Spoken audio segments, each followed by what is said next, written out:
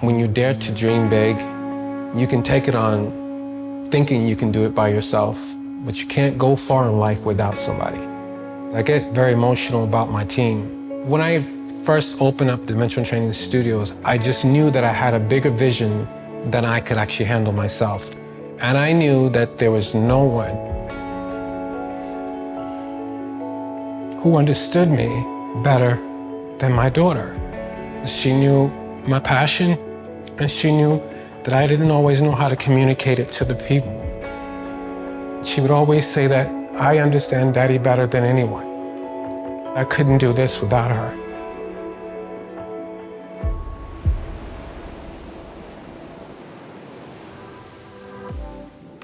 So now that we are mostly virtual, one of the big concerns is the technology issues that we'll run into. Certainly, I think the whole business world is relying on technology and remote technology more.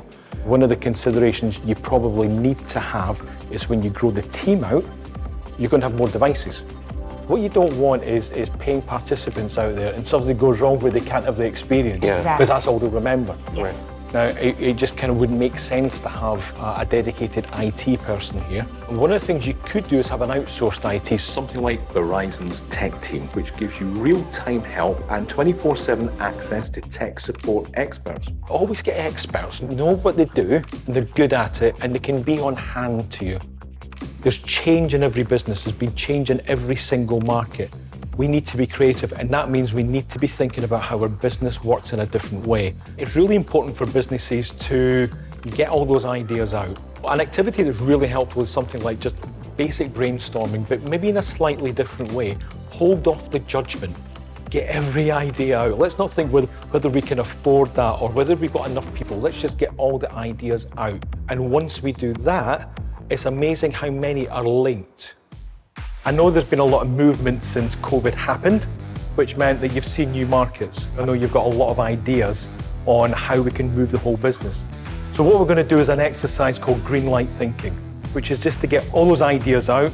We can begin to analyze them, decide which ones are probably the best ones that we can move forward with now. We're going to write one idea on each sticky note. Anything that we've got that we think can develop the business, can grow it, can move it forward. We're beginning to see common themes that we could maybe begin to tackle.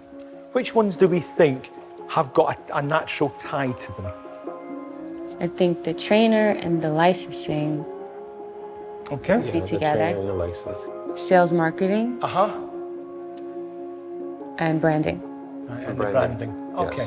So if we were to focus on sales and marketing with the social media and the branding and doing things with the existing trainer team as well as licensing movement specialists further out, we're going to focus on those and then we'll come to the rest later. Okay. When we look at the branding, do we think the branding represents the business at the moment? If I was looking from the outside in, does it tell us anything about the business as it actually is? I think it does, but not at its full potential. I think we could do a lot better at showing, I guess, the different demographics that we do have. I don't think that's fully represented in our social media. Talk to me about sales and marketing. It's not just about bringing new members in, we also need to have a look at maybe the retention of members that are here at the moment. 100%. Do you have accurate figures on likes of retention? I would say years once you get them in. So it's a minimal fall off? Yes. Okay. So that's good. That gives us something to work with and gives us a base that we know if we bring a new member in, it's likely to bring in revenue maybe for the next year, 2 years, 3 years. Right. Correct. So that's where we'll focus. We'll focus on how we do this, how we bring in new members on each area. Yeah. What's the difference between a movement specialist and a trainer? We study the mechanics of movements, the mobility, functionability, stability, and strengthening of movement. And we challenge the health and wellness of those movement patterns. So for that then, if we're thinking about trainers coming into the team, what's in it for them? They're gaining more knowledge and on a different level of understanding the body and mechanics. Once they get a license to be a movement specialist, they can take it anywhere with them. They'd have to finish a process, a test per se, right? Okay. To get there. So they're accredited, they're certified, there's some kind of stamp there to show that they're DTS approved. Right, Correct. yes. Okay. So that's given some real value. There's probably quite a big market for that at the moment. So there's a lot of personal trainers out there that are trying to differentiate themselves, trying to do something that little bit different. Correct. Yes. So this could be it for them. Yes. Correct. What kind of things would need to be done to get that message out there? I think even in a video form would be great. You know, it's a quicker way to get people engaged. Absolutely. How quickly could we do that? By next Friday? Yes. Yeah. Okay. That's a good goal.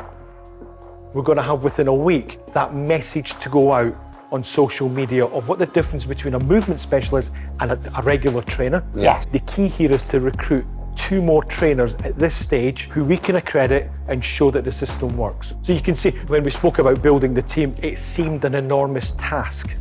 So if we make very small steps, we make sure that we're right in what we're thinking and then how to do it properly. If we get our message out there and find out who's out in the market, we'll be able to get these trainers really, really quickly, and that's the start. So if we want 50 or 100 or 200 trainers, I know you do. Yeah. And I know you want this global. It needs to start somewhere. So if we focus here, that will give us the momentum to do it. A very quick exercise with me facilitating it, we got those ideas out and we had some action points very, very quickly. So doing that exercise, what jumped out to you guys? We get so busy running the business that you kind of, it's like, how do you make it happen? So that time that we took to do it, now we know this needs to be more often to just brainstorm and make it happen. We have hope. It gives us a better perspective of organically building our business again.